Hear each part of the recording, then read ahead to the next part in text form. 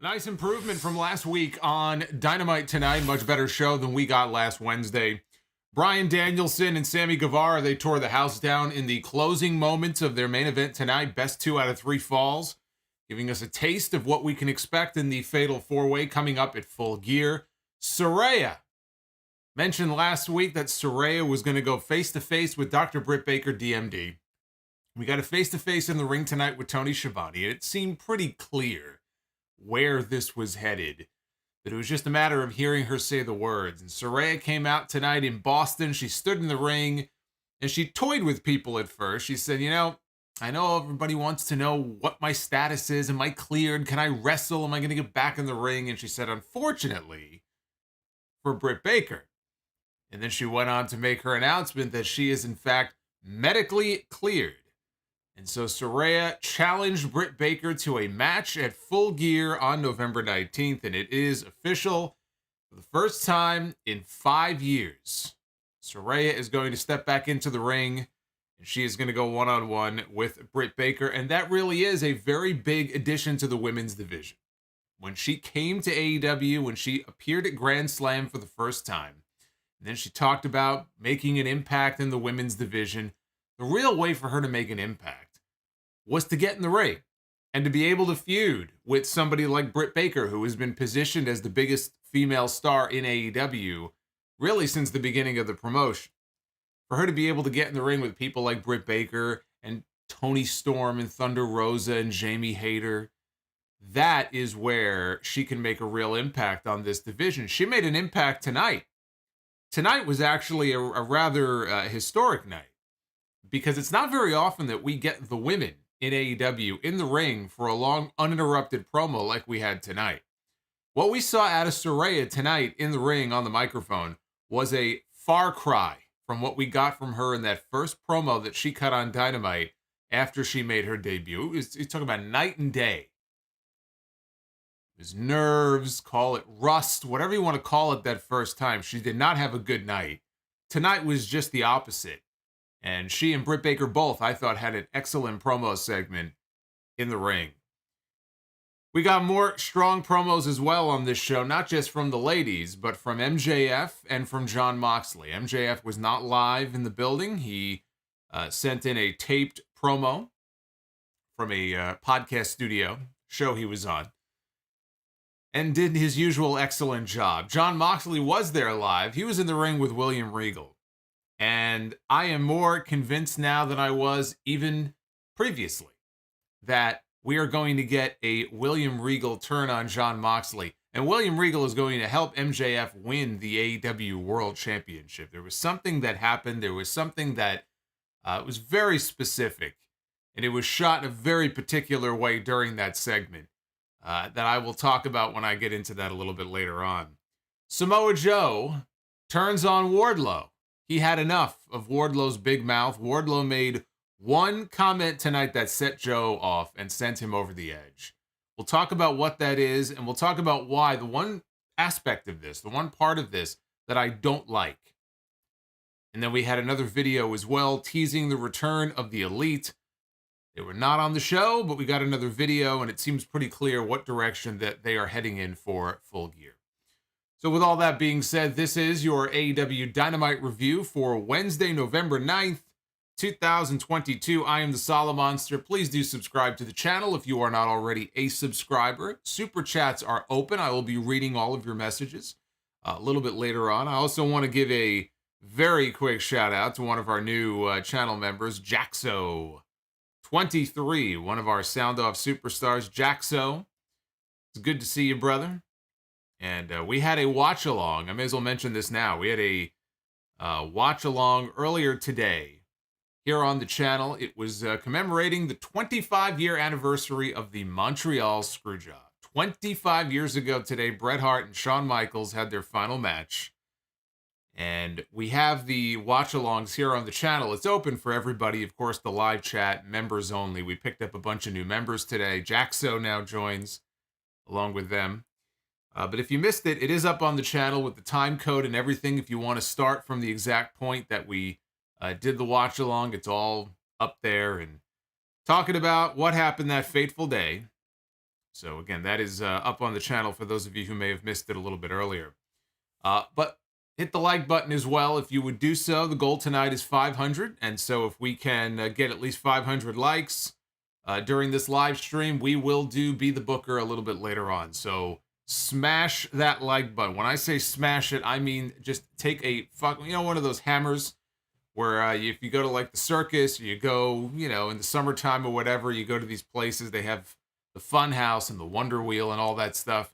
They have the Test of Strength hammer. Take that hammer and smash that like button for me, because when you do, it helps out the channel. So we opened Dynamite tonight with Swerve and Our Glory, who will be challenging for the AEW Tag Team titles at Full Gear, trying to get their belts back. They were partnered up tonight with Austin Gunn and Colton Gunn to take on FTR and the AEW Tag Team Champions, The Acclaimed. And after Max Caster did his rap, which included mentions of Tom Brady, Herschel Walker, and Kyrie Irving, Billy Gunn ran down from the back. Now, Billy Gunn did not come out with them. Billy Gunn came out after the rap. He was looking directly at Swerve Strickland in the ring. He made a beeline for the ring. He double-legged him and took him down. BJ Whitmer, who was named by the commentators, former Ring of Honor star BJ Whitmer, who was actually on the card at the very first Ring of Honor show that I ever saw live. And I remember that because he and Jimmy Jacobs had a match that I will never forget, with a powerbomb spot off the top rope into the crowd. That still stands out to me in my mind to this very day. So BJ Whitmer was there trying to tell Billy, get to the back. Let the match progress. Let the match begin. You can't be here. You got to go to the back. Billy was all pissed, of course, because of what Swerve did to his hands a few weeks ago. So that was the last we saw of Billy Gunn. He went to the back like a good little ass daddy. Excalibur put over the busy travel week for FTR, fresh off defending their IWGP Tag Team titles in Osaka against United Empire, Jeff Cobb and Great-O-Khan. Jeff Cobb, who I believe is taking some time away from New Japan for what they call personal reasons, so hopefully everything is okay with him. So FTR just came from Osaka defending their titles, and the rumor, according to Meltzer, and I would have expected this anyway, but nothing's official, but the belief is that FTR will be at the Tokyo Dome on January 4th. They will be defending their IWGP Tag Team titles at Wrestle Kingdom.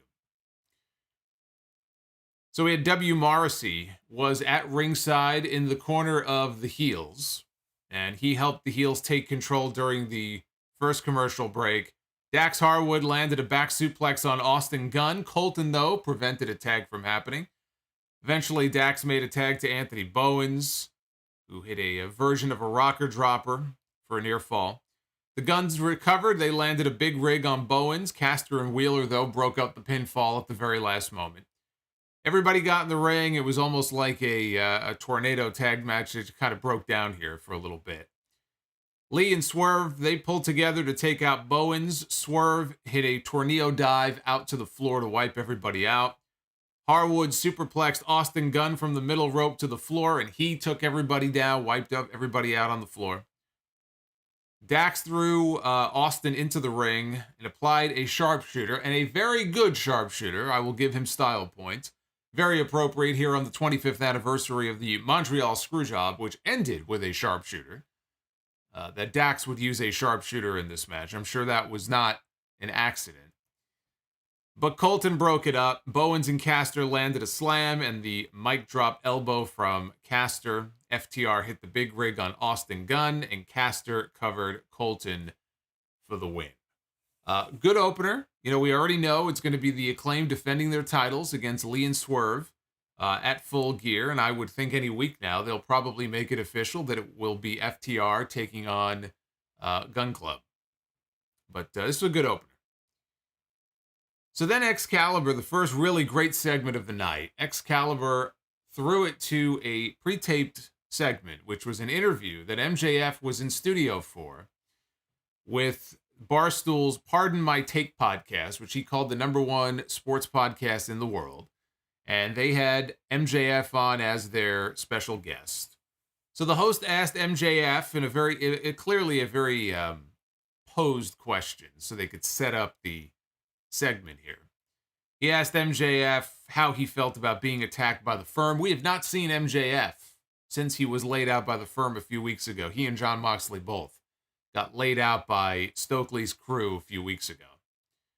So how's he doing? And, what does he have to say about his upcoming match at Full Gear with Jon Moxley? And so MJF is sitting there, and he turns to face one of the cameras that is aimed up at him.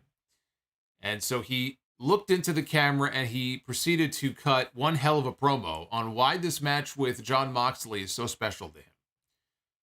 He said that he was told by his doctors that he should not be traveling if he wants to be 100% for Full Gear. He calls Full Gear the most important match of his career, but also the most important match in the history of our sport. And he says, let me explain what I mean by that. He says this could be the potential crowning of the next generational star in professional wrestling. He says every once in a blue moon, we get a Bruno Sammartino, or Ric Flair, a Dusty Rhodes, Hulk Hogan, Stone Cold, The Rock, John Cena. Said all of these men were generational talents, and that's what he is. So here's what's going to happen. He says all he has to do is have one long, fruitful title reign. That's all he needs. And that is all standing at the very top of a mountain being blocked off effectively by Jon Moxley. Jon Moxley is standing in his way of that one long, legendary, fruitful championship run. And he thinks Moxley is a piece of shit, has no class, but he respects him. Says Moxley wasn't born to be a champion. He was born with 2 left feet. MJF respects him because Jon had to work his ass off to get to where he was. Wrestling for $15 for 15 people, night after night, until eventually he became the best. Moxley is about to lose that handle because MJF was born. He was born to be the professional wrestler. He is the guy who can come on the #1 sports podcast. He could do movies. He could do TV shows. And by the way, I should mention here that MJF has been cast as Lance Von Erich in the Von Erich film that is currently filming. I don't even think it's in development. It's being filmed as we speak. And we have, who's the one playing Kevin Von Erich? His name just popped out of my head, but they have a name actor playing Kevin Von Erich in the Von Erich film. So MJF is going to be the fake Von Erich. He is going to be Lance Von Erich. I have no idea how long that may take him away from television as far as filming and how long of a commitment it's going to be. But that would be his first really prominent movie role. So he's talking about being on podcasts and movies and TV shows. And Zac Efron, thank you. Zac Efron is the star of the movie. So he says everybody is aware that the throne is for the taking and MJF is going to take it. He is sick of waiting for his turn. He is not going to wait anymore. Says he's had the spotlight stolen in all of his big moments. He goes, my first pay-per-view, a neck tattoo, took the spotlight away from me. How about when Matt Hardy took a fall like Humpty Dumpty? Or Chris Jericho getting the spotlight after falling off the cage in the first Blood and Guts match, even though MJF is the one who was standing tall on top of the cage at the end of that match. All anybody was talking about was Chris Jericho taking a big fall. He didn't mention the fact that the reason people were talking about Chris Jericho taking a big fall is because of how ridiculous it looked, because they decided to put the camera right there when he fell through the fucking cardboard that they set on the bottom. I remember that was a whole big controversy at the time. People saying, oh, do you want Chris Jericho to die? Like, why do you have such a problem with him landing on a box? Hey, dum-dum, the problem wasn't that he landed on a box. The problem is that they decided to get an up-close view of it. But MJF was right. Everybody was talking about that, and nobody was talking about the fact that he actually won the match. But then came the best part of this. He says, and his big return at All Out, which should have been the biggest moment of his career up to this point, right? The big return, the big comeback at All Out in Chicago. He says his spotlight was instead taken away by a press conference. At Full Gear, he isn't waiting for the spotlight anymore. He's grabbing it. Jon Moxley will have to take out or take it out of his cold dead hands. Mox's boy, William Regal, bet on the wrong horse, he said. He doesn't need a Dynamite diamond ring to knock his lights out because come Full Gear, the devil gets his due.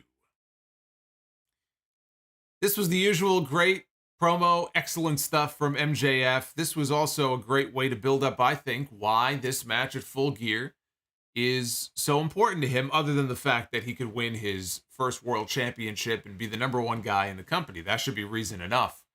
But they peeled back some more layers of the character here, like they did in the segment with him and Regal a few weeks ago. Right? They showed a different layer, a different aspect of the MJF character. And here he gave another rationale for why this match is so important. But the part that I liked about this, I especially liked him referring to the media scrum at Brawl Out, taking all the attention away from him because of how true it is. The attention should have been on the big return of MJF. He had not appeared on television since the beginning of June. And CM Punk won the belt back that night. MJF showed up. It was setting up the rematch to close out the feud once and for all with CM Punk, ultimately, I'm sure, putting over MJF. Didn't work out that way. But instead of everybody talking about MJF being back, it was the complete opposite. As he said here in the promo, it took the spotlight completely away from him. And instead of people talking about MJF's return, what were they talking about?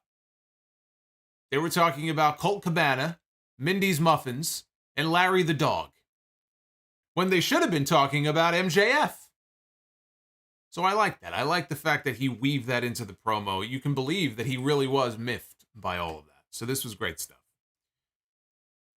We got a video package for Stokely Hathaway, who was walking somewhere down a street, narrating some stuff. He accused MJF of dick riding Jon Moxley without a license, and told him that he would see him in hell.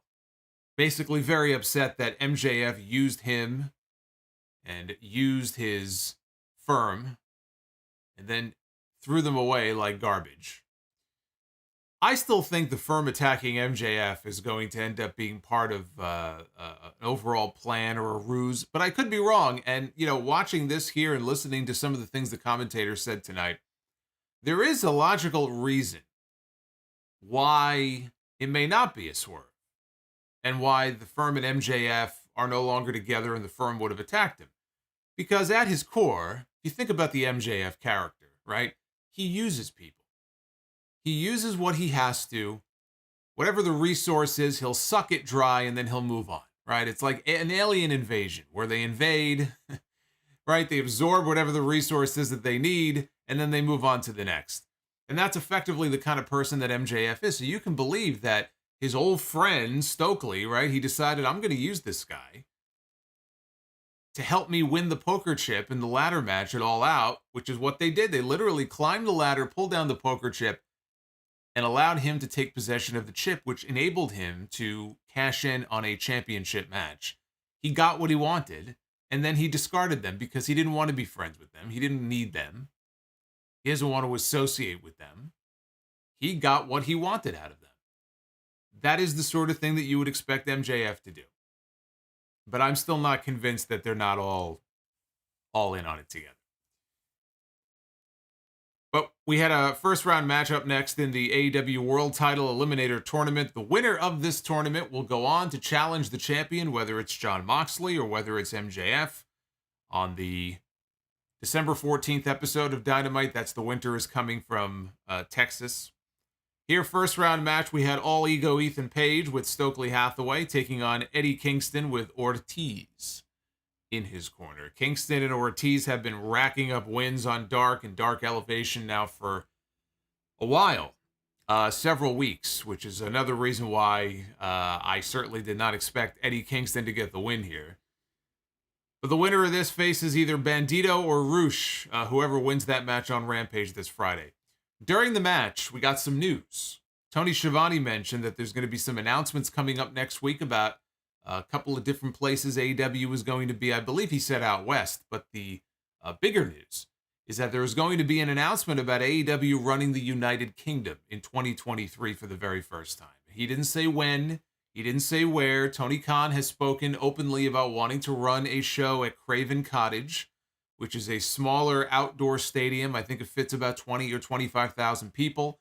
I don't know if this is the Craven Cottage show or maybe they're running an actual indoor arena, but next week we will have more information. But for those who have been wondering, when the hell is AEW going to make their way over to the UK? Because they said on commentary, their ratings are very high in the UK. They are very popular over there. So especially their very first time, it's like their first time in Canada last month. Their first time in the UK, if they were to run a building like Craven Cottage, I have no doubt they could put 20,000 people in there. They could have their biggest crowd ever, even bigger than the first crowd they had in New York last year, which was about 20,000. They could top that, I think, with that first UK show. But a lot of it depends on what building they're going to run. How big or small is the venue? That's the only question. So we'll have more information on that coming up next week. Ethan Page was dominating in the early going in this match. He dumped Kingston to the floor. Eddie fired back with some forearms and a butterfly suplex. Page recovered. He took control. He set up for a power bomb, but Kingston reversed out of it with a suplex. Eddie landed an exploder. He applied the stretch plum. And he had Ethan Page tapping out. But the referee didn't see it because the referee was being distracted. Paul Turner was preoccupied with Stokely Hathaway, who was on the apron. Ortiz sees this. He comes around. He pulls Stokely off the apron to put the referee's attention back where it belongs on the match. Eddie, though, in the midst of all of this, he let go of the hold. And when he turned around and tried for the spinning back fist, the Irkin, Ethan ducked it. He connected with a roundhouse kick to the head. Page started climbing to the top rope. Eddie cut him off and was climbing up after him. Kingston gets crotched. And now Ethan Page is maneuvering himself into position to give him an ego's edge from the middle rope. And he got him up for it, and he dropped Eddie with the ego's edge and covered him for the pin. So the Avalanche ego's edge, which I thought looked great. I love the super ego's edge, Avalanche ego's edge, call it whatever you want. I like that finish. And Ethan Page will move on now to the semifinals, either to face Bandito or Roosh. My guess would be it'll be Bandito in the semifinals. We'll find out on Friday. But like I said last week, the finals of this tournament should be Ricky Starks one-on-one with Ethan Page, with Ricky Starks winning the entire thing, especially if MJF is going to win the title at Full Gear. If Moxley holds on and they want to drag things out a little bit longer before they put the belt on MJF, which I would not do, then maybe it's Ethan Page that goes over, but I don't think it's going to work out that way. I think MJF is going to win the championship, and I think Ricky Starks should be the one getting that title match at Winter is Coming. So Renee Paquette was in the back for her first of many interviews on this show. She was in the back with a whole bunch of people. Jose, the assistant, was with Roosh. Still no Andrade. He is still, I guess, suspended. I don't know if he's officially suspended or they just sent him home and they just haven't called him back to work yet. But we have not seen Andrade since he got sent home after the whole Sammy Guevara situation. But they were there with a whole bunch of Dark Order members. Alex Reynolds was there. John Silver was there. Preston Vance, number 10. He was there. Jose told Vance that when Roosh wins the championship in the Eliminator tournament, that he's going to give Vance the first title shot. I guess he likes him. He's going to give him the first crack at the AEW World title. I forgot that these two even had a storyline going. But apparently they still do. The one thing I got a kick out of here in this segment, John Silver at one point called Roosh a Roosh bag. I thought that was pretty funny. They cut back to the ring where Ari Daivari of the Trustbusters was in the ring with his butler, who had some money, he had a wad of money in his hand. And he said that he was offering his butler services and the money in exchange for a TNT championship match. So again, Daivari's gimmick is that he came into all this money. He's like a trust fund baby. So now he's like Richie Rich. He's a big spender. He's going to try to buy his way to the TNT title. This was an open challenge for the TNT championship. That's what they said on commentary. Now that I think about this, let's evaluate this for a second. Let's think about this. We had an open challenge challenge on Monday night for the United States Championship. And we ended the night with someone cashing in their Money in the Bank briefcase on a title that was being put up the same night in an open challenge. Okay, so that was dumb enough. Tonight, we had an open challenge, we were told, for the TNT Championship. Why would we need an open challenge if there's an open challenge? Why is he coming out here and offering money and his butler? Just accept the open challenge. Now that I'm thinking about this, it doesn't really make a whole lot of sense either. And then, on Friday, we're going to get Ronda Rousey with the open challenge for the SmackDown Women's Championship, probably. There's open challenges everywhere. I may throw an open challenge out here on the stream to one of you. I'll throw one out to Bully the Clown, who just interrupted me and popped up on my screen. Fuck you. Fucking clown.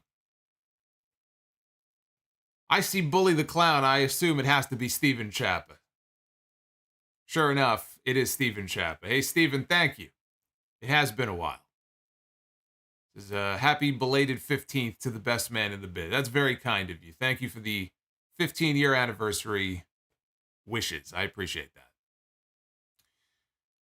So anyway, it's open challenge mania on all of these between WWE and AEW. I've lost track of all the open challenges. One open challenge is fine. When I start seeing open challenges every single week for every single title, I just start to think to myself, laziness. Let's get some actual feuds going.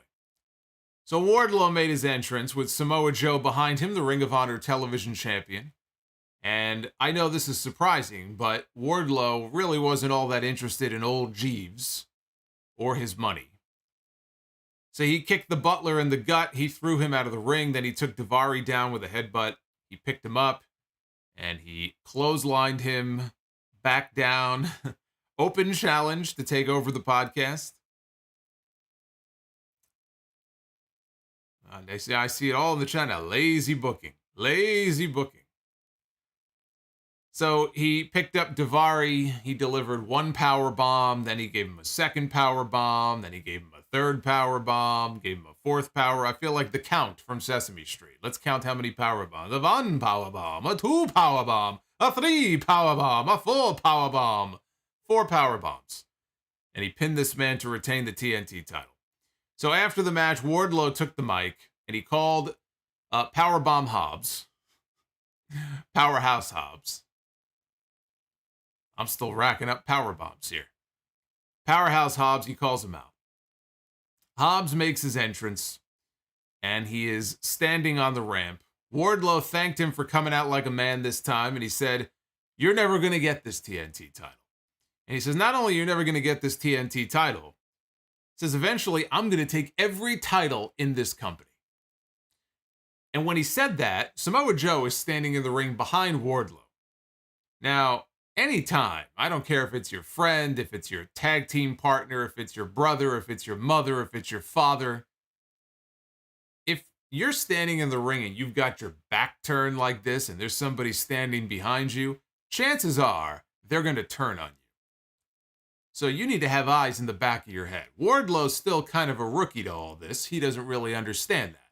And he paid the price for it. Because as soon as he made that comment, Samoa Joe took his Ring of Honor television title and he whacked Wardlow in the back with it. He attacked his partner. And he choked him out. Hobbs thanked Joe. He was, again, he wasn't in the ring, but he was looking at Joe in the ring and he thanked him but said, "I'll kick your ass too." Just to establish the fact that these two were not in on this together. This was not some kind of plan that was hatched.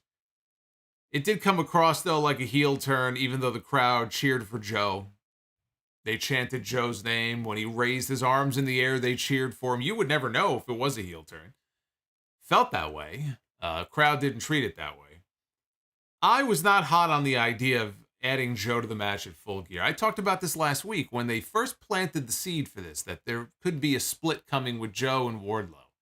And I wasn't hot on the idea of adding Joe to the match because I felt like Wardlow and Hobbs could stand on its own. That's a match, that I was looking forward to seeing, even though it still hasn't been made official yet.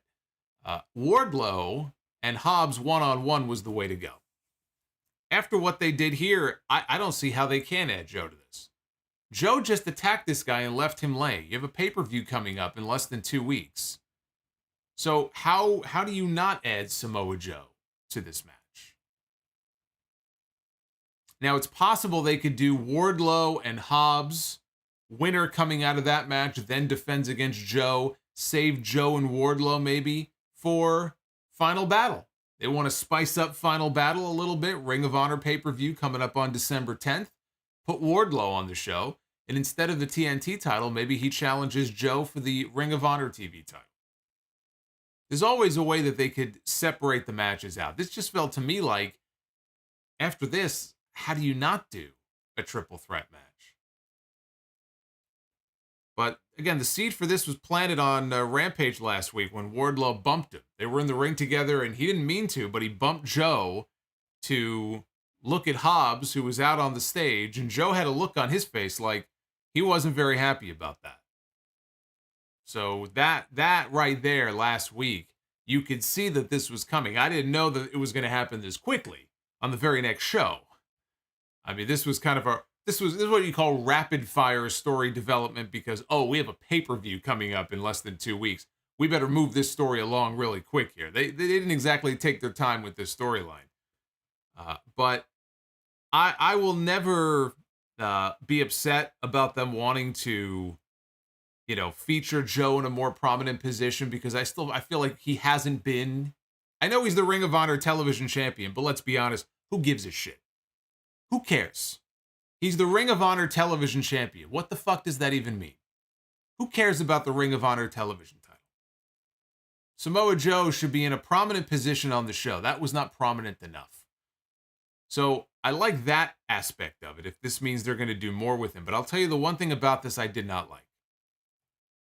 When he turned on Wardlow and he attacked him and the people were cheering for him, it took the focus completely off of Powerhouse Hobbs. And Powerhouse Hobbs, in one fell swoop here, he went from being number 2 to number 3. Where the focus should have been on Wardlow and Hobbs, he went from number 2 to number 3 real quick. And that I did not like. Because it just takes the focus away from him and it puts it on Joe. Hobbs is the one who needs the spotlight right now. Joe doesn't necessarily need it. So I thought that this could have been done differently, or this could have been saved until after Full Gear. Which is why it surprised me that they did it now. We're so close to the pay-per-view. Did they need to do this turn now? You couldn't milk this for another couple of weeks and then have Joe turn on him coming out of Full Gear? Why? So you could put them in the ring together for a 3-way that we don't need? So I thought the timing on this was not ideal for Hobbs. That's the one thing about this I didn't like. Keep the focus on Powerhouse Hobbs, just like they need to keep the focus on Ricky Starks in this Eliminator tournament. Elevate these guys. Don't push them for 2 weeks and then move on to the next. Elevate these guys. A shout out to the Nihilist, who just dropped a $30 Bully the Clown. Oh, the circus is in town, I see. We've already had a couple of clowns here on this show. Hey, Nihilist, what's going on? Thank you for the 15-year love. It says, thank you for the Houston Astros winning the World Series. What do you think the final battle card will be?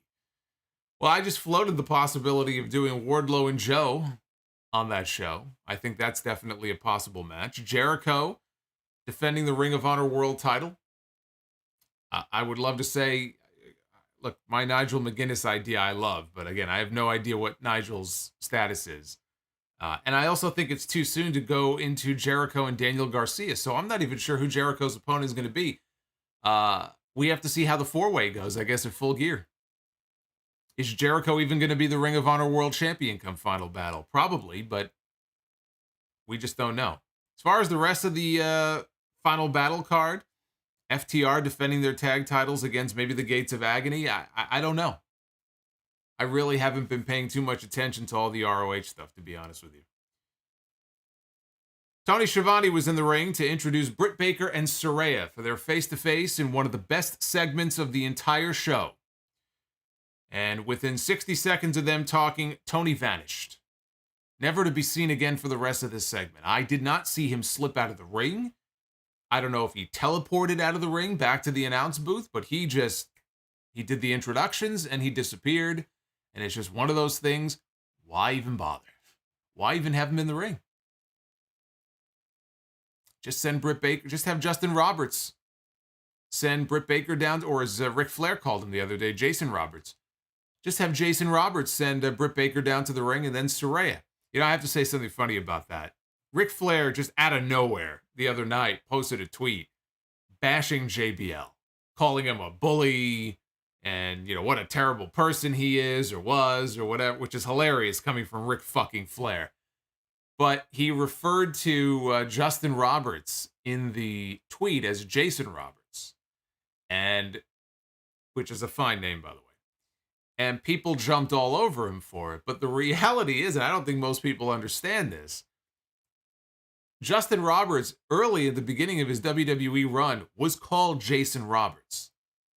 And so it's very possible that Ric Flair, who was in the company at that time, I believe, actually remembered him being introduced as Jason Roberts. Maybe he was introduced to him for the first time under that name. So he's not entirely wrong when he called him that, because he actually was called that early on in WWE. So just to put that out there, because everybody was assuming he made a mistake. It may not have been a mistake. So Saraya got in the ring, and Saraya said, I know everybody wants to know the answer to the question. What is my medical status? Am I cleared? Am I going to be able to wrestle a match again? And she said, I recently had a bunch of MRIs done, and unfortunately, for Britt, when she said for Britt, the crowd came alive. That's a little swerve there. The crowd came alive. She says, unfortunately for Britt, I am 100% cleared. And the crowd popped, and the emotion just started to overwhelm her. And she said, this is my house. And Britt said that you're cleared. Do you even still know how to do this? She said, we aren't clear. She said, you've been coming after me ever since you got here. I built AEW from the ground up until it became a fortress that wrestlers like you, and then she stopped herself and said, no, superstars like you wanted to move into. And I'm proud of that. But that pride turns into resentment very quickly when you have the audacity to skip in here and call it your house. Because it's funny, I don't recall you laying a single brick. I get it. I know why you're obsessed with me. It's because I'm everything you wish you could have been. And if you think I'm lying, let me remind you, you left your house and walked into mine. And Saraya, I regret to inform you that we don't take walk-ins, so bitch, make an appointment. So she got some DMD chants for that. Saraya said that Britt got handed her position by Tony Khan. She got fed a bunch of QT's trainees, and she's only been in front of the camera for 3 years.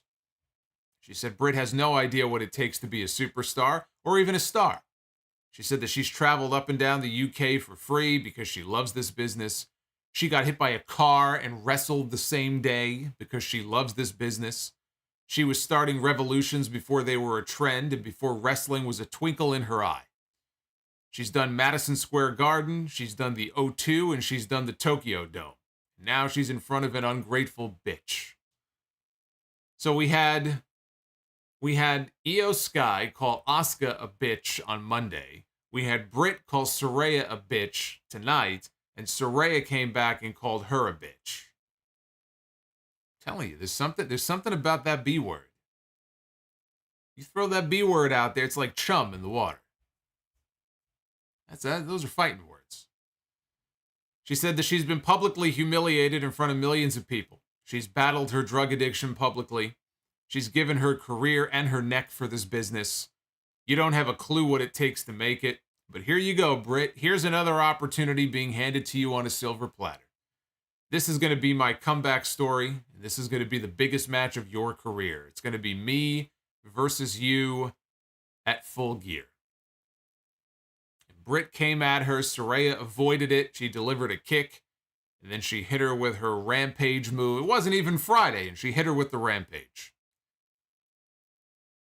I've always said, and again, so it is official now. It will be Saraya back in the ring. She is cleared, and she'll be wrestling a singles match. I thought maybe they would do a tag, to ease her back into things. They're going right for the singles match at Full Gear.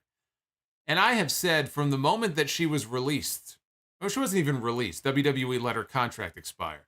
And I did a whole segment on the time at the podcast talking about her and her career and her whole situation and, how she wants to get back in the ring, I'm sure, and should she not? Is it smart? But I've always said that if she can get cleared, and I hope that she was cleared by more than just the AEW doctor. If it's true and she had a bunch of MRIs and she's been cleared, then she deserves as much of a chance as anybody to make a comeback and get back in the ring. She's only 30 years old. She's still a young woman. She's got wrestling in her blood, right? You know that she's dying to get back in the ring, even if just one time. Just to know that she can do it, to see what it feels like, to see how her body holds up. She's young enough that she should be able to get back in the ring. If a doctor says that she can do so, and she can do so safely without paralyzing herself by taking one bump, then why should she not be afforded the same opportunity that Daniel Bryan was? Why should she not be afforded the same opportunity that Edge was? She had a lot of issues. She had issues with her neck. She has scoliosis, right? She's not in what I would say perfect physical health, but she deserves a chance. And she's going to get her chance now at Full Gear. And we'll see how it goes, and we'll see if it leads to more of a full-time comeback. Maybe it ends up being just one match. Maybe she wrestles the odd, big match on pay-per-views every few months, whatever it may be. But here in this promo, she showed great fire. She showed great emotion. She didn't lose her train of thought. She didn't seem nervous. She was on point. This was the complete opposite. This was a 180 from that first promo that she did on Dynamite back in September, which would have been the week after she debuted at Grand Slam. I liked the little swerve at the beginning, too, when she said, unfortunately, and then she said, for Britt. So I like that little swerve there. And Britt was great, too. It wasn't just Saraya in this segment. I thought the dialogue they gave to Britt or that Britt came up with, since everything isn't scripted out here the way it is in WWE, but Britt held her own, and Britt had some good, comeback shots, I thought, and she did a very good job, too. This is a really good segment, and as I said at the beginning, very rare that Tony Khan will take two of the women and will put them in the ring for an in-ring promo segment where there's no interruptions, nobody cuts them off. And they got a lot of time. I didn't clock it. I don't know exactly how long the segment was. I don't think it was a full 10 minutes. But they gave them more time than you would expect them to give the women. And they knocked it out of the park. And I'm looking forward to seeing, how Paige looks. She hasn't had a match in 5 years. That's a long time. You have to expect that there'll be some ring rust involved here. Britt Baker, it is going to be the biggest match of her career. The most high-profile match of her career. And I know she's been the champion before, and she had the cage match on Dynamite with Thunder Rosa. But this right here is going to be the biggest match of her career so far. Hey, Matt View, thank you for the Super Chat. The Solomonster Bushwhacker Super Chat. Yay! Thank you, Matt. I'm going to get to all your Super Chats, so get them on in. And I will be reading them a little bit later on, answering any questions, all that good stuff. Backstage, Cole Carter of The Factory. Who? Yeah, I know. Cole Carter of The Factory. He was accepting a payment, an envelope, from Sanjay Dutt, who was with Satnam Singh and Jay Lethal. This was for his role last week in the big ruse of him being the fake Sting. In what you might call was their little sting operation. I'm proud of that. So that was for his role in the sting operation last week. But here comes QT Marshall, the leader of the factory. And he takes the envelope. And he took what looked like one bill out. And he handed the one bill to Cole Carter. And he took the rest for himself. Like any good promoter. Booker, he has a booking fee, right? This kid is part of the factory. So he basically loaned Cole Carter out to Sanjay and Jay Lethal and Satnam Singh for a job. And now he gets his cut. Just like any old school promoter, he got his booking fee here. So the best friends in Orange Cassidy showed up. QT asked Cassidy if he would face Lee Johnson on Rampage for the All-Atlantic Championship. All-Atlantic title. You got to admit that was funny. Come on. You got to admit that. Please. Please. You're all just jealous of my great comedy chops. I mean, come on. Don't be jealous. Don't be jealous because I thought of it first before you did. So Orange Cassidy accepted a match with Lee Johnson for the All-Atlantic title, which now moves into the #1 spot as the most useless championship in wrestling. It used to be #2. It used to be #2 because the #1 most useless championship in all of wrestling was the 24/7 title. That has been retired. The 24/7 title is no more. The All-Atlantic title now moves up into the #1 spot. Trent Beretta then challenged Jay Lethal to a match next. And so we went right into it. It was Trent Beretta one-on-one against Jay Lethal. Beretta got the D's up to block a top rope elbow, and Trent hit a German and a half-and-half suplex that led to a tornado DDT. Beretta went for strong zero, but Sanjay Dutt distracted. Danhausen put a stop to that. He tried to put the Danhausen curse on Satnam Singh, which did not work. So he punched Sanjay in the groin. Lethal hit Trent with the lethal injection and got the win. After the match, Tony Schiavone attempted to interview Sanjay Dutt and Jay Lethal on stage. Sanjay took the mic, he told him to buzz off, and he introduced us to their new friend, Jeff Jarrett.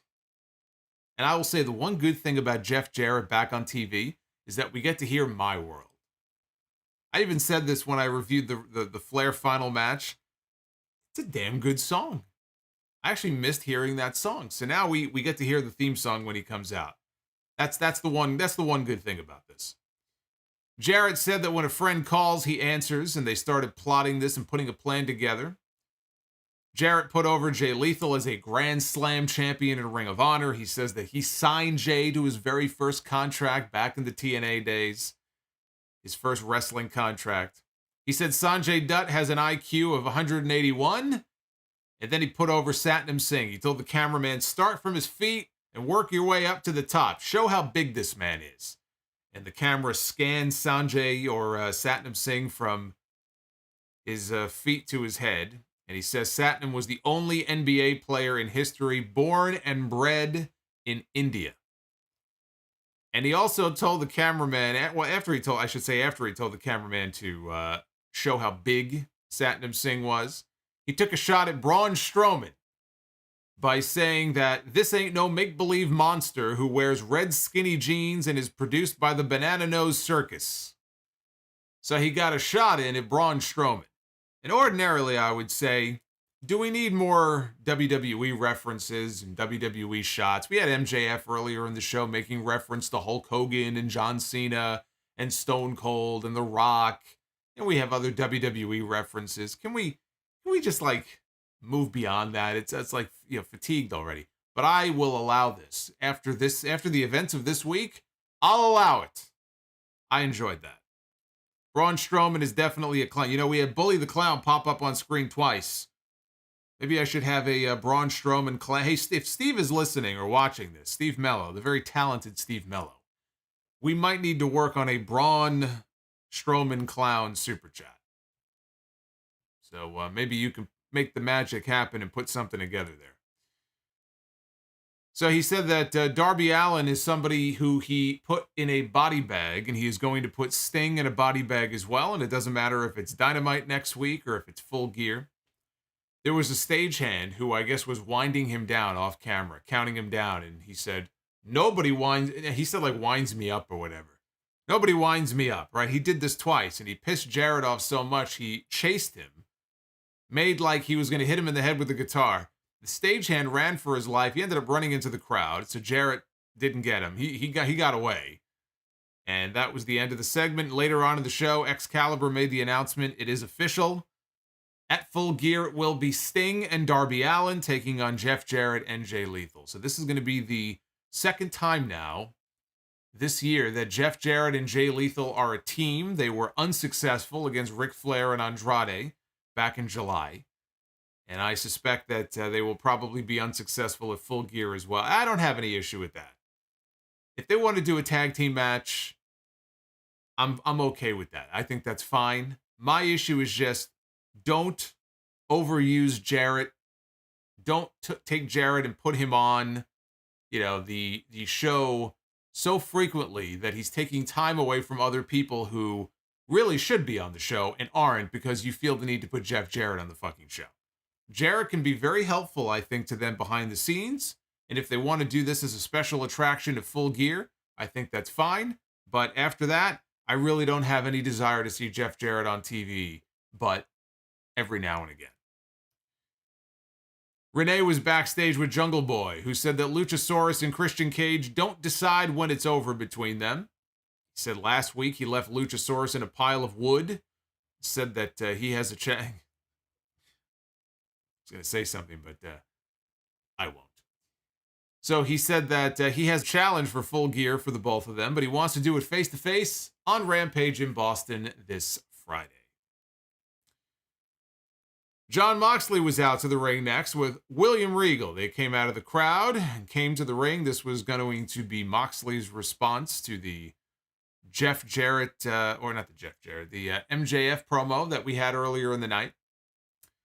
Moxley asked Regal, how old was I when you and I first met? Was I 25, 26 years old?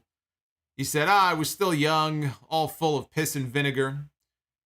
I didn't have crippling arthritis yet. I can move around pretty good, and I desperately wanted to earn your respect. He was talking to Regal. I wanted to earn your respect by picking a fight with you. And it went very poorly for me, but it made me work and train that much harder than I ever have before in my entire life. And Moxley said that he made the best of his second opportunity, and he knocked him out with a knee to the head. Afterwards, Regal took him under his wing and told him, now the real work begins. Moxley recalled beating MJF 2 years ago, and he sent him packing, and he wondered what would be different this time. What's changed now from 2 years ago when I beat you before? Moxley said MJF puts the image on of a tough guy pro wrestler when his mother buys his clothes for him at JCPenney.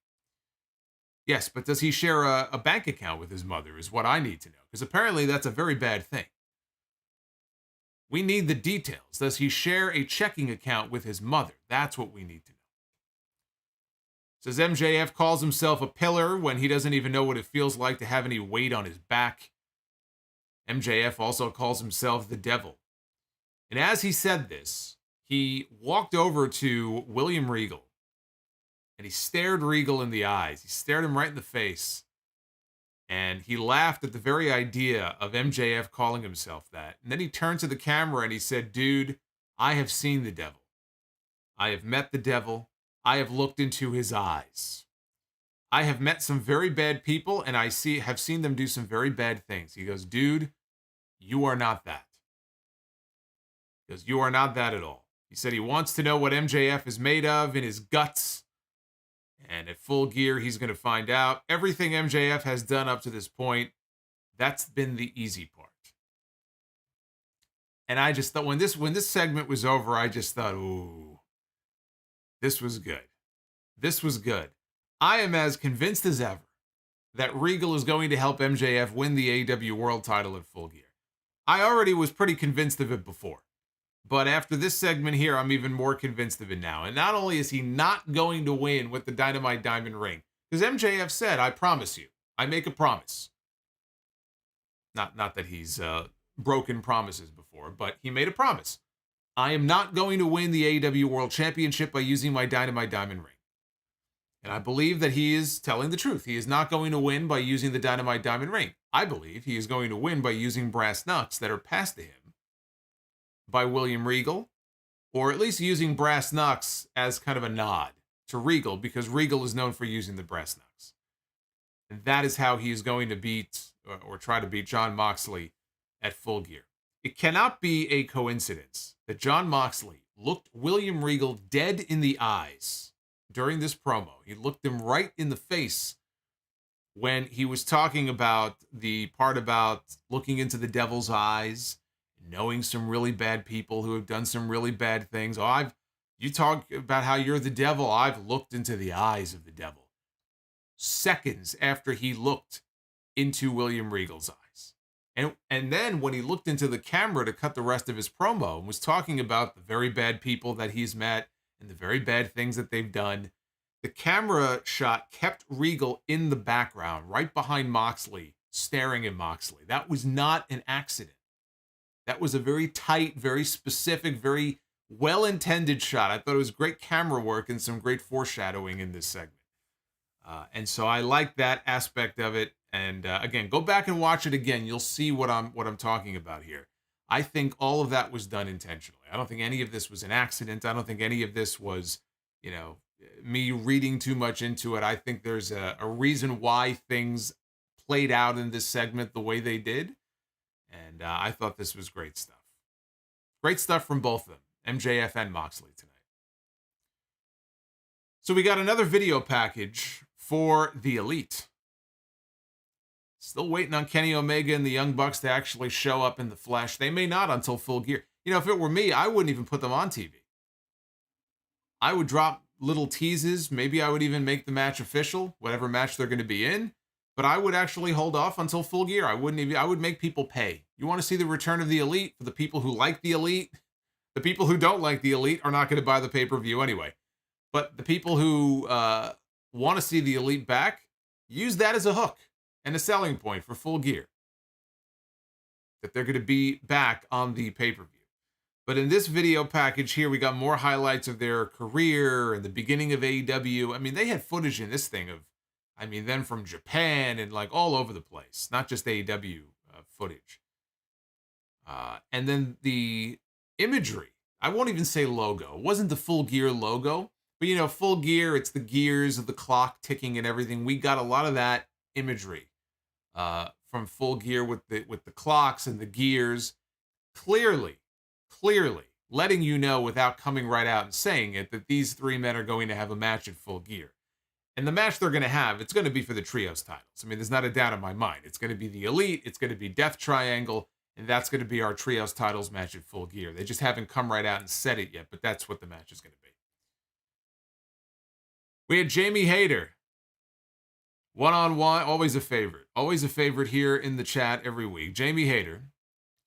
One-on-one with Skye Blue, who also, frankly, from what I've seen, has become quite the fan favorite here in the chat. Skye Blue. Unfortunately, the majority of this match took place during the commercial break in the picture-in-picture. So I can't really speak to too much of this match. But Skye Blue got fired up early on with some strikes, and Jamie rolled out to the floor to recover. She hit a Uranage into a backbreaker, followed by an exploder suplex heading into a commercial break, which she controlled the entire time. Skye Blue hit some kicks to Rebel and on the floor, and then landed a flying crossbody from the top rope for a near fall. Hayter attempted a suplex, and Skye Blue avoided it, landed some very weak kicks. Hit a Code Red, got another near fall. And in the end, it was Jamie Hayter with the Ripcord Lariat picking up the win. She attacked Skye Blue after the match. That brought out Toni Storm, and she cleared her from the ring. So pretty average match, but another win for Jamie Hayter heading into her championship match against Toni Storm at Full Gear. I was waiting on all the peaches. I do like some fruit. I had a fruit salad before, so I like seeing the fruit in the chat. Oh, the fruit salad, it's so sweet. It's good for you, too. So Alex Marvez is in the back. He's trying to get an interview with Ricky Starks, and he doesn't say a fucking thing before Lance Archer appears, and he has hold of Ricky Starks, and he has him by the head, and he slams him into the garage door, and then he just shrieks about everybody dies, and I'm going to win the tournament, and he walks off. And Alex Marvez is screaming like Ricky got shot. Like, get help, get help, get help! Like, dude, calm the fuck down, Okay, he got his head slammed into a door. We've seen worse on this show. But you think like Marvez, he's got one role on the entire show, right? That's like his only segment. So the whole day he's thinking, man, I got to make the most out of this segment. How do I got to do this up. Like, I got to do the best possible job I can. I have to go out there and like win an award for my performance. So he made this seem like it was such a big deal. It wasn't a big deal. In fact, I thought it was a very stupid segment. Blink and you missed it. It was almost like we got to get Archer on the show because he's in the tournament. So we'll just do a quick backstage thing. Lance Archer, I don't even know what is the point of Lance Archer even being there anymore? Seriously, what is the point of Lance Archer even being in AEW anymore? They don't do anything with him. He's clearly not going to win this match. I mean, he's the setup guy for Ricky Starks to go on. And it's like, oh, he's in there against Lance Archer, and Lance Archer is a killer. He's a big guy. But he never wins. So why are we supposed to be so intimidated? Why is Ricky Starks supposed to be so intimidated by Lance Archer? He never wins. If I'm Ricky Starks, I'm pretty confident that things are going to go my way in this tournament. I'm not too worried about this. Main event of the show was Bryan Danielson one-on-one against Sammy Guevara. Best 2 out of 3 falls. Sammy got himself almost immediately disqualified. First 90 seconds of the match. He got himself disqualified when he threw a steel chair at Bryan's head on the floor, right at his face. And Bryan got his hands up, but it made a great sound. Coming out of the break, Regal and Excalibur on commentary mentioned Bryan's detached retina from over a decade ago. And I like they were trying to sell the seriousness of Sammy throwing the chair because Bryan was bleeding above the eye. So they're trying to sell the seriousness of him throwing a chair at this guy's face. Oh, 10 years ago he had it's a little more than that, but he had a detached retina. And I remember that very well. That was from the feud in Ring of Honor with Takeshi Morishima. And he legitimately did have a detached retina. So I like that little callback to that injury. They returned from the break. Like I said, Bryan was bleeding above his eye. Sammy was working him over the entire time. And he got Bryan up on his shoulders. He hit the GTH and he pinned him to win the second fall. So the first 2 falls of this match were nothing. First 2 falls of this match were absolutely nothing. But after that, they kicked it into the next gear. And that's when things got good. Sammy slipped when he did a leaping jump onto the top rope to meet Bryan. He slipped. And the fans let him hear it, but he recovered. Bryan ended up knocking him down to the mat, and then he missed the top rope headbutt, although it looked like he connected. Sammy didn't. I don't know if Sammy just didn't move out of the way in time or Bryan just didn't hit it right. It looked like he hit the, from that camera angle anyway, that he connected when he wasn't supposed to. Bryan sold it like he missed. Guevara quickly applied Bryan's yes lock. Bryan struggled. Eventually he grabbed the bottom rope. Now his nose was bleeding too. And I saw some people earlier on my timeline were talking about how at one point Bryan could be heard saying to Sammy to push his nose or like reset his nose, like his nose may have been broken. I didn't see that. I'm not saying it didn't happen, but maybe somebody else can chime in here. But I did not see that. But he was bleeding from the nose. Bryan fought back with strikes and headbutts. Sammy hit a springboard off the middle rope. Bryan caught him with a knee strike with the Busaiku knee he caught him with on the way down. Heading into the final picture-in-picture break. Coming out of that break, Bryce Remsburg ejected Ty Mello from ringside when she tried to, she did interfere in the match. So he sent her to the back. Bryan traded shots with Guevara and suplexed him into the Tree of Woe in the corner. He landed some heavy kicks and then a basement drop kick. Bryan put Sammy on the top rope. They brawled up top. Sammy escaped. He landed a knee strike that sent Bryan crashing to the floor. And Sammy, at that point, he climbed up top and he tried for a shooting star press to the floor. Didn't really get much of it. Back in the ring, Guevara tried his double jump cutter, landed right into a cross arm breaker. Bryan transitioned that into a label lock. Crowd popped big for the label lock. Guevara got a rope break. Tried for another GTH, but Danielson countered into a Poison Rana. Guevara countered a Busaiku knee into the walls of Jericho. Danielson got a rope break. GTH misses again. This time, Danielson connected with the running knee. Sammy came back with a moonsault DDT. Went for a swanton. Danielson got the knees up. Anvil elbows led to the label lock. Guevara refused to tap. He's in the hold, but he will not give up. And so Danielson cranked on the arm and captured both arms. And Sammy at that point had no choice but to verbally submit. Bryan Danielson wins 2 falls to 1. An excellent main event this turned into after the first 2 falls of nothing. And just a small little taste of what we can expect in the Fatal 4-Way at Full Gear. It's going to be Jericho, Claudio, Bryan, and Sammy.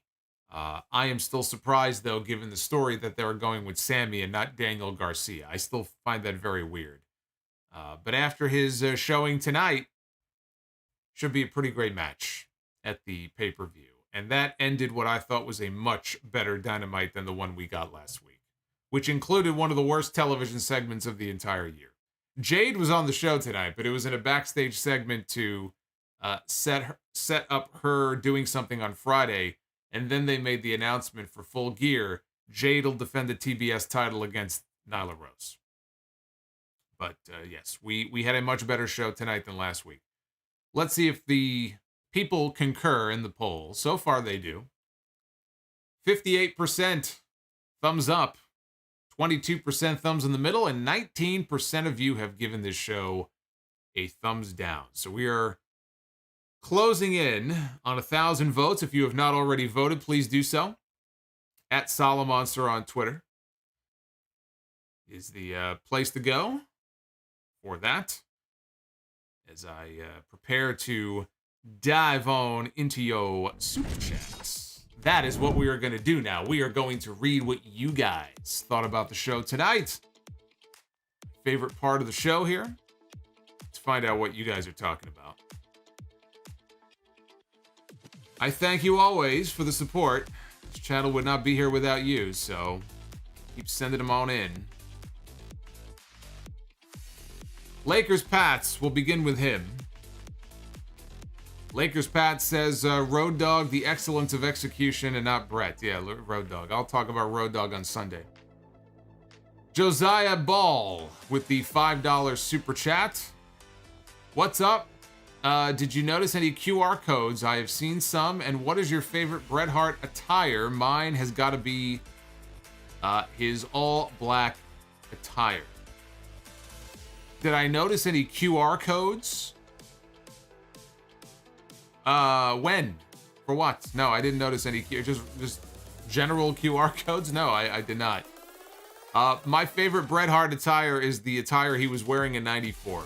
It had like these, it was pink and black, but it had like these paint splotches on them. It was around '94. That would be my favorite gear. All black. I mean, you're going back to like 84. 84, 85. I mean, you're going back like old school Bret.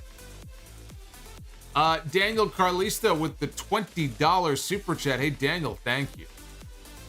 And shout out to young Casper Jet, who just became a Sound Off superstar. Casper, welcome to the family.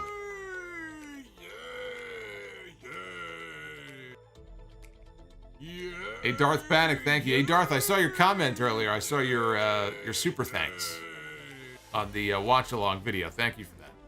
You could always drop a super... I never mentioned them, but you could always drop a super thanks after the streams are over in the comments section as well. I just always forget to mention that. Groovy Goose says, one random guy was holding a QR code during one of the promos. I didn't even notice.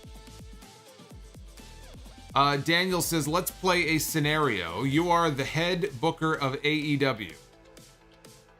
The Rock comes to you and says, Tony... The Rock comes to you and Tony and tells you that Triple H slept with The Rock's wife. And he wants to wrestle one match as payback. What? I would think that if Triple H slept with The Rock's wife, I know my version of payback would not be to wrestle on the other person's show. My version of payback would be to take a baseball bat and go to the man's house. But, okay, I'll play along here. Who do you put him in the ring with? So if The Rock comes to AEW, this is quite the fantasy scenario here. You could have just asked me if The Rock ever wrestled in AEW, who does he wrestle?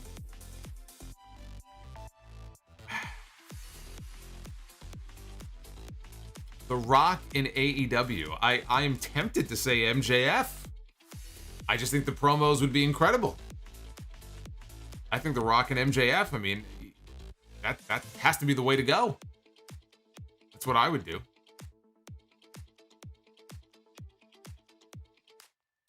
Google Chrome user has been found not guilty. Congratulations. I'm happy to hear it. I'm glad you got a good lawyer. I thought you were being given one of the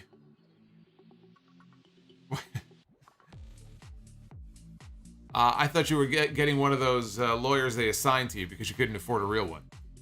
Google Chrome user says, "We did it. Thank you. And thank all the Solo Maniacs." Congrats, my friend.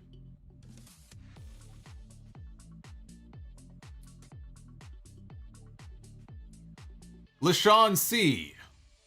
Thoughts on Abaddon? Happy belated 15 years. I like Abaddon. Interesting gimmick. Have not seen her on any of the main shows. I haven't seen her in a very long time, but what I saw from her previously, I liked her.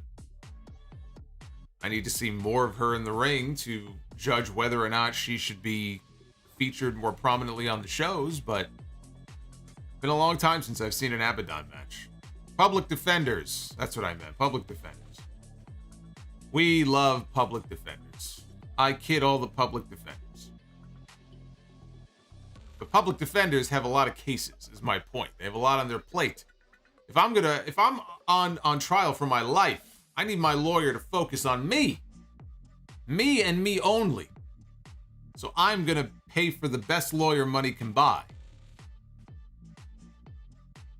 Shinakuma says, "I love the Solomonster family." And the Solomonster family loves you. Peter wants to know what's good. Peter is one of our new channel members. What's going on, Peter? Peter joining us for the second stream of the day. Liquid Sharingan with the $10 super chat. Car accident woes. I wish people would pay attention to the road. I wish people would ignore their cell phones when driving. Been real depressed. Thanks for everything. Be well. I'm very sorry to hear that. I hope that everything is okay and you are not hurt. People need to pay attention when they drive all the time, and they don't do that enough. And I can't tell you how many people I'll look over and I'll see people, and not even like hands-free, like they're on their fucking phone, they're texting. It's ridiculous. That's why, when we have these stories, whether it's Jeff Hardy or whoever it may be, getting popped for his fourth fucking DUI and swerving all over the road, it pisses me off. Because, my whole thing is you do whatever you want to do to yourself, but when you're putting other people's lives at risk, we all drive. We're all on the road every single day. That could be any of us. So yeah, it really pisses me off when I hear about stuff like that. So I hope you're okay, dude. Dr. Dakota Scorpio women's match had some great end-to-end action. I see what you did there. Jaxo says, "I love the fact that Joe betrayed Wardlow tonight after hearing that Wardlow was going to take all the titles in the company." Yeah, I just wish, again, it didn't take any of the focus away from Hobbs. Although, technically, Ring of Honor is supposed to be its own company.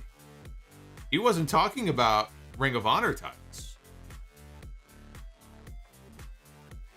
Tanya, thank you for the $4.99, Tanya. Harry Todd. Not Harry. Harry Todd. MJF deserves it. He did the same thing to Wardlow. Yeah, MJF is a prick. Steven Chappa, thank you for that Bully the Clown super chat. Says, been a long time. But happy belated 15th. The best man in the biz. Steven, thank you.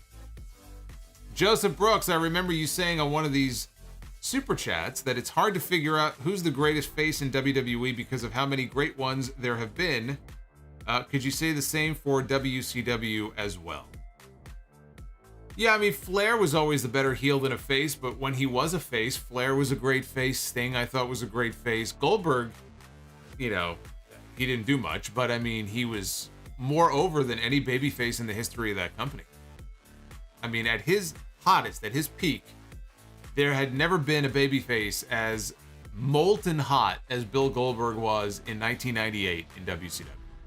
Specifically in 98. Diamond Dallas Page, self-made, great babyface, got himself over. So I agree. I mean, there were a lot of great babyfaces in WCW.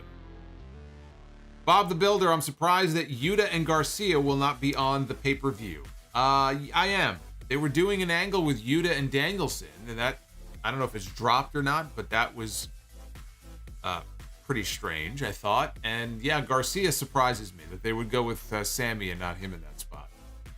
Also says, no Jericho tonight. Have my prayers been answered? The Nihilist with a $30 super chat. Happy 15 years, Solomonster. Thank you for the Houston Astros winning the World Series. What do you think the final battle card will be? I answered that earlier. Nihilist, thank you very much for the love. Bob the Builder, Hobbs is for sure winning the TNT title. Yeah, but it would have been nice if they're going to do a triple threat.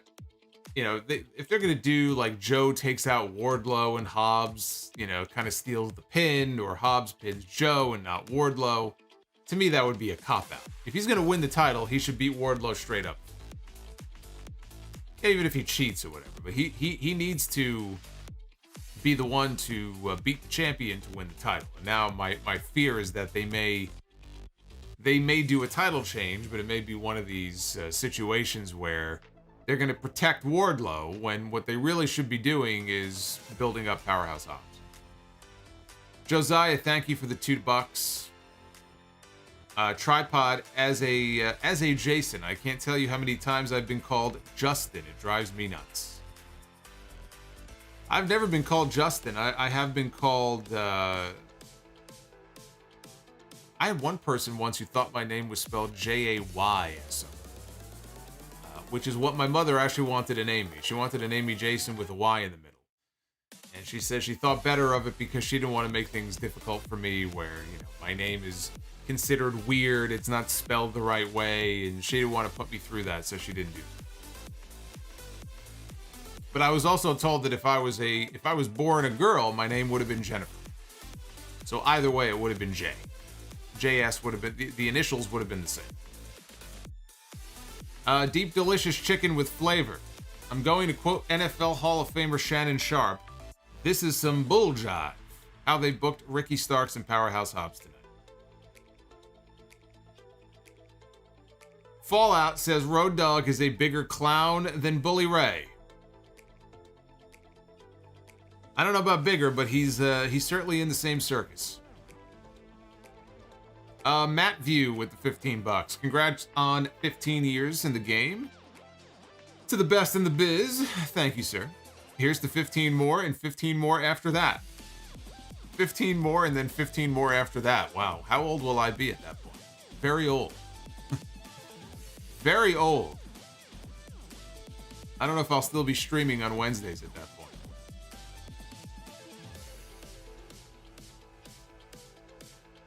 Slipper House Extra Extra. Thank you, Pastor Solomonster. Banana Nose. Amen. Groovy Goose, since Jarrett's AEW debut, I keep seeing the Jarrett backstage segments and clip with Beetlejuice in my recommendations. Is that peak Jarrett? I would say so, yes. Bashing Beetlejuice over the head with the guitar is probably the greatest thing he's ever done. Actually, no, I take that back. I'm sorry. That's not the greatest thing he's ever done. Hitting the fabulous Moolah over the head with a guitar is the greatest thing that Jeff Jarrett has ever done. Deep delicious chicken with flavor. I listened to your take about the AEW women's division, and I'm still going to have the Toxic Attraction cocktail special. Sorry, Jamie Hayter. Darth Panic, happy 15th anniversary with a $15 super chat. Thank you, Darth. Devin the Doppler, $4.99. I love AEW, but have not watched Dynamite live since All Out. Just too much Ring of Honor stuff for me. Heard that from a few people. You're not the only one.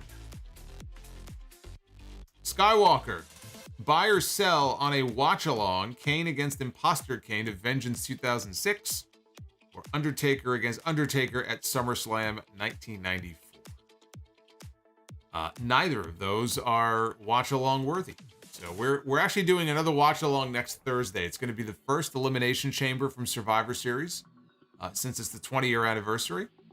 And the final, I'm pretty sure we're going to do one last watch-along next month. And it will be Sting and Hollywood Hogan at Starrcade 97.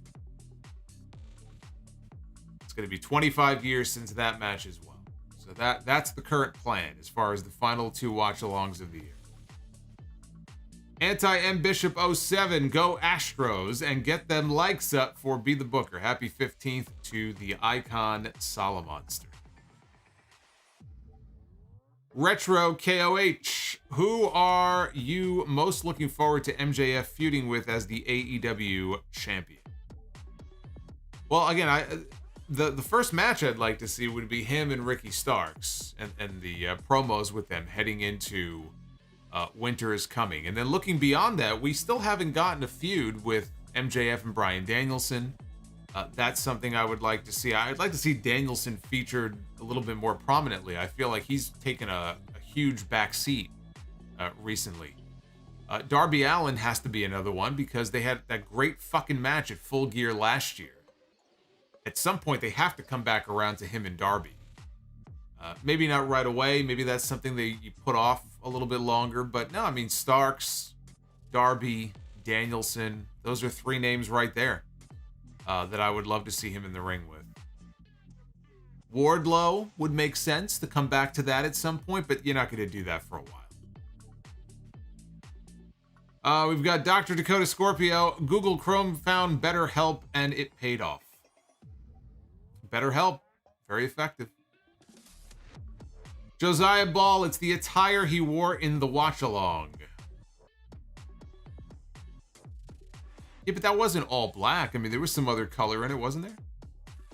It definitely was not all black. Tripod says, if you need a lawyer, I got you. I'll give you the number to Celino and Barnes. Well, I don't think it's Celino and Barnes. I think Barnes is dead, isn't he? People who don't live in New York have no idea what you're talking about, by the way. They had these commercials for these local lawyers for the longest time, Celino and Barnes. They even had their own jingle. And then the two of them had a falling out. I'm pretty sure, I think one of them is dead. I still see ads for Celino, so I'm going to assume it's Barnes, who is no longer with us. So I don't think he would make a very good lawyer. We've got Mr. Backshots here with the $2. Choose a feud: Hollywood Rock, MJF, or Brett and Roman. Hollywood Rock and MJF all day long. Actually, Hollywood Rock and MJF would make a hell of a team. Justin Jack, great stream. I'm currently playing Diablo 3. Cool. EJ Slemp, I had a theory that Tony Khan was punishing some of Punk's guys like FTR, Wardlow, Starks, and Darby, but then I realized that's ridiculous. Do you agree? Yes, that is ridiculous. He is not punishing any of Punk's friends.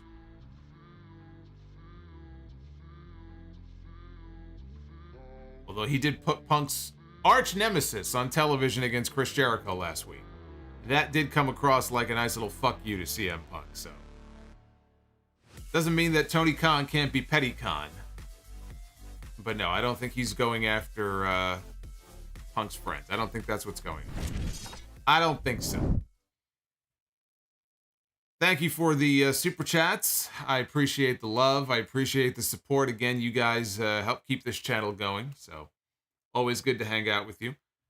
One more look at the poll. Again, you can vote at Solomonster. 58. We're nearing 60%. If we don't hit 60%, guys, there's going to be a runoff. in this poll. That's how it works here in this country. This is going to go to a runoff. 58% thumbs up and roughly 19% thumbs down for what, again, I thought was most definitely a better episode of Dynamite than the one that we got last week. So there you go. Again, if you missed it, let me just throw this up here real quick here before we get out of here. Survivor Series Watch Along is up on the channel right now. So if you were not able to join us live this afternoon, no fear. It is up for you to go back and watch along with. We'll have another one of these coming up next week for the Elimination Chamber. I'm going to be back with you live on Friday night. We are going to be talking about probably just SmackDown. I'm not going to bother with Rampage this week. I don't think so. So we'll do SmackDown on Friday night. We'll see what the next chapter is for Bray Wyatt. We'll see the build begin, I assume, for the men's War Games match at Survivor Series. We have a big tag team title match coming up on Friday night. The New Day trying to break the all-time record in WWE. Longest reigning tag team champions of all time. They hold the record. Usos are trying to break the record. And we've seen a gazillion New Day Usos matches. But this one actually has high stakes. And I'm sure that this will be a pretty fucking great match. So I'm looking forward to that on Friday night. So I hope you will join me live for that. And until then, be well, stay safe. We missed our goal for tonight. We'll shoot for Be the Booker on Friday. That's going to be up to you guys. But I will see you on Friday for the SmackDown stream. Until then, take care, guys.